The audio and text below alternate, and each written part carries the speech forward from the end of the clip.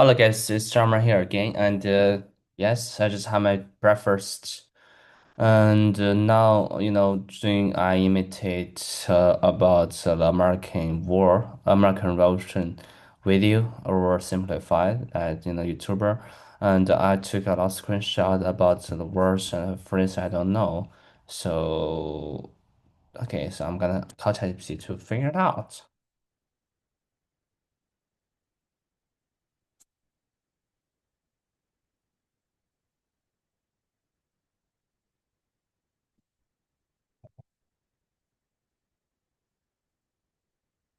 Oh, ChatGPT. Nice to chat with you again. Let me know what's on your mind today or what I can help you out with. Yeah, it's a Friday and third of October. Absolutely. It's a Friday and October 3rd it is. Perfect way to slide into the weekend. If there's anything Friday-ish you need, just let me know. Okay, great. So I see it just one of my coach, one of my not coach, one of my tutor. She suggests me. I told her like I really like American history, like not just American history, all of history, all of world history. And first, I just want to know about American history. She recommended me a video about how American Revolution War. Like from the YouTuber called is oversimplified. Did you know that YouTuber? Yeah, I might definitely know that YouTuber. Oversimplified is super popular for making history fun and, well, oversimplified. They break down big historical events like the American Revolution into really digestible and entertaining videos. So it's a pretty great recommendation from your tutor if you're getting into history. Okay, so I see that video and I did some imitations. When just like you and I took some screenshots from that video and some words and vocabularies, phrases I don't know. So I just want to figure out with you together. Absolutely. I'd be happy to figure it out with you. If you've got some phrases or vocabulary from the video that stood out or seemed a bit tricky, just share them and we'll break them down together. It's a great way to build up your history vocab and your English at the same time. Okay, great. So the first is there's no way to address the king and the queen. To address, what's the mean address? I know like address, like what's the address? I can tell. Okay, so my address is like Guangdong province, kind of like that. But in here, I was wondering like to address somebody, what's it mean? There's no way to address someone. Yeah, great question. So, when you see to address someone in a historical or formal context, it basically means to speak to them directly or to formally make a speech or a statement to them. So, for example, if someone addressed the king or queen, it means they formally spoke to them, like giving a speech or presenting something in front of them. So, it's more about that formal act of talking directly to someone important. Okay, so how about you use address make example like to address someone or something? Sure thing. So, for example, you could say the mayor addressed the crowd at the town hall meeting, meaning the mayor spoke to everyone who was gathered there. Or you might say she addressed her concerns to the committee, which just means she formally brought up her concerns to that group. So, anytime you're talking about addressing someone or something, you're just talking about speaking to them or bringing something up to them in a direct and often formal way. Okay, just a formal way to mention something to someone. Okay, so okay, I don't want to address work issue with my team membership. It sucks. Is that right? Yeah, you've got it exactly. You can definitely say something like, I really don't want to address that work issue with my team because it just sucks to deal with. And that's a totally natural way to use it. It's just basically saying you don't want to bring it up or deal with it because it's not a fun topic. So you nailed it. Yeah. Okay. So yeah, thank you so much. It's just you don't want to talk about it, right? You just I don't want to address it. There's no way to address the king and the queen of Spain. There's no way to talk about the king and the queen of Spain. Is that right? Exactly. You've got the idea. So if you say there's no way to address the king and queen of Spain, we're just saying there's no way to really talk to them or bring something up to them. And in your other example, yeah, if you say you don't want to address something, you're just saying you don't want to talk about it or deal with it. So you got the meaning down perfectly. Okay, great. So for new trade route to India, new trade road is kind of like for India. What's that mean? To trade. new trade route to India, just kind of like want to have business with India. Yeah, you're right on the money. When you hear about a new trade route to India, it basically means a new path or a new route established for doing business with India. Historically, that might have been like a literal sea route or a land route for trading goods. And nowadays, it could just mean a new way of doing business or new connections for trade. So, yeah, you've got it. It's all about having a new business link with India. Okay, so there's a guy and who was landed in Central America in October 1492. Did you know his name? Absolutely. That would be Christopher Columbus. He landed in the Americas on October 12th, 1492, which is the date most commonly noted for his arrival in the New What is his World. full name? What is his full name? His full name is actually Cristoforo Colombo in Italian. It's the first of Columbus. Okay, of course. So he's So Italian. both He's not British. I thought he's British. Yeah, it's a bit of a fun twist. Columbus was actually Italian by birth. He is born in Genoa, which is in modern day Italy, but he sailed under the Spanish flag. Basically, it was Spain that sponsored his voyages. So he wasn't British, he was Italian working for Spain. Okay, great. And huge thief and murder spree. What meaning? Just huge thief, just like thief, huge thief, theft. Yeah, exactly. So when you hear the phrase huge theft, it's really just like you said, it means a really big act of stealing. It could be referring to someone stealing a large amount of something or just a really major act of theft.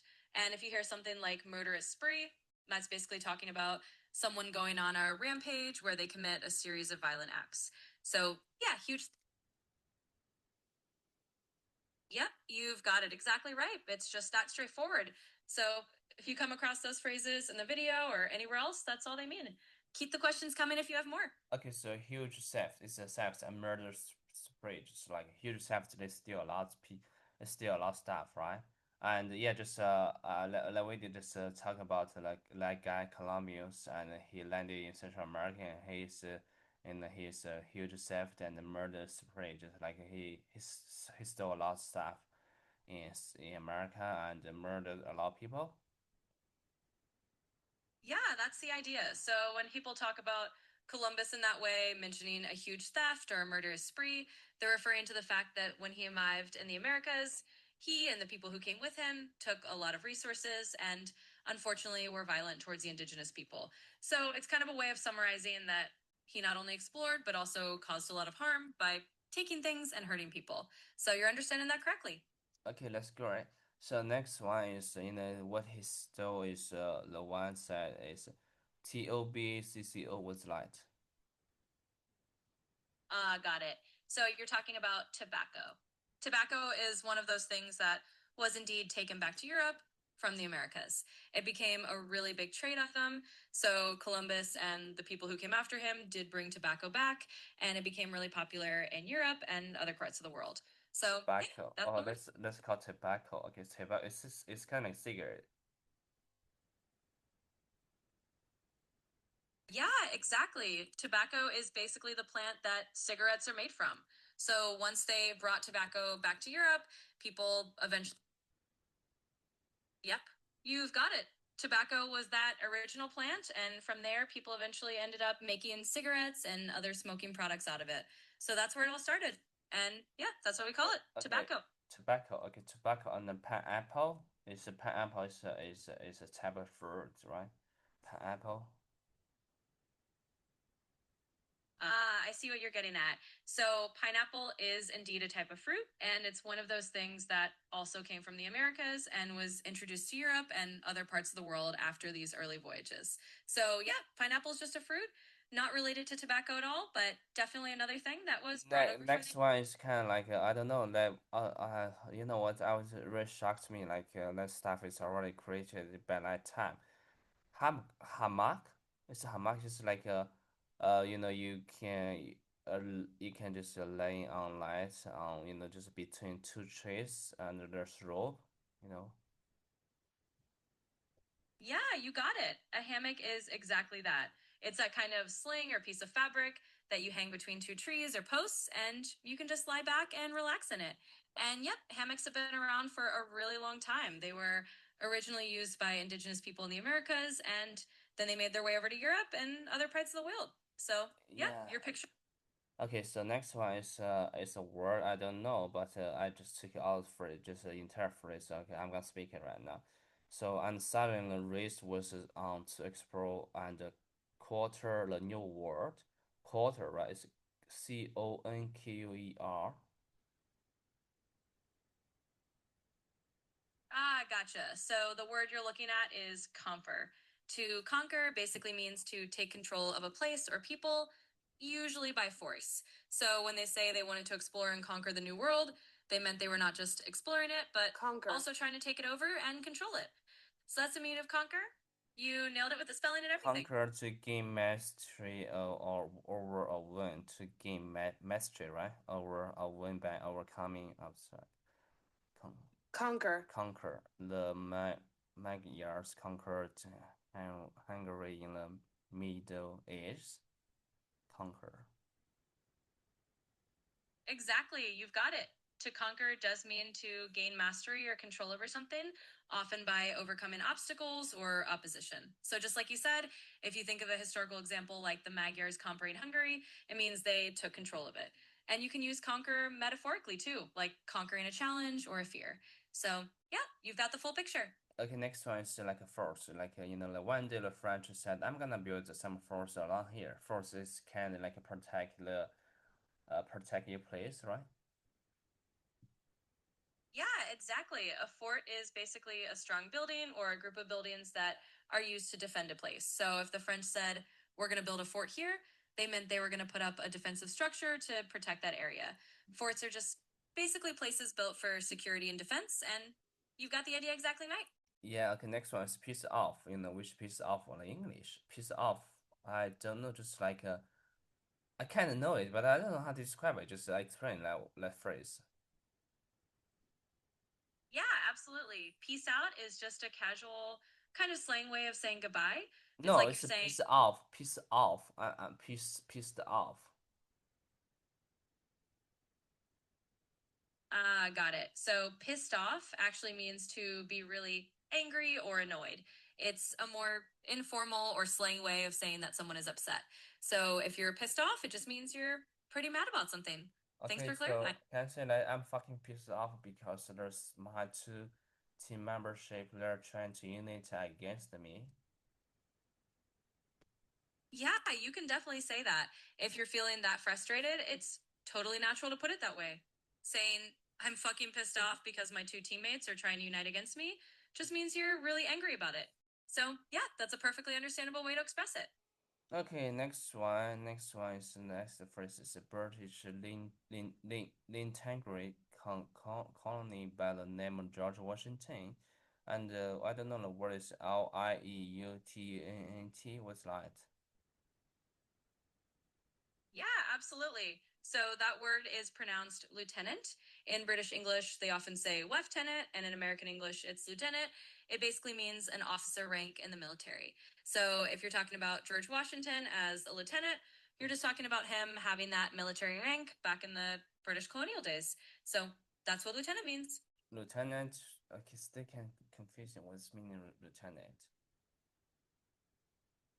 Yeah, exactly. A lieutenant is basically a rank or position that often means second in command or someone who's right under a higher ranking officer. So they help lead, they take on responsibilities, and they're kind of like the second in line in terms of leadership. So that's the gist of what a lieutenant does. Okay, British Lieutenant colonel by the name of George Washington. Okay, was that not meant to split his head open with a tomahawk? What is a tomahawk? Tomahawk. Yeah, so a tomahawk is basically a type of axe. It was originally used by many indigenous peoples in North America. It's kind of a light handheld axe that could be used as a tool or as a weapon. So, in that context,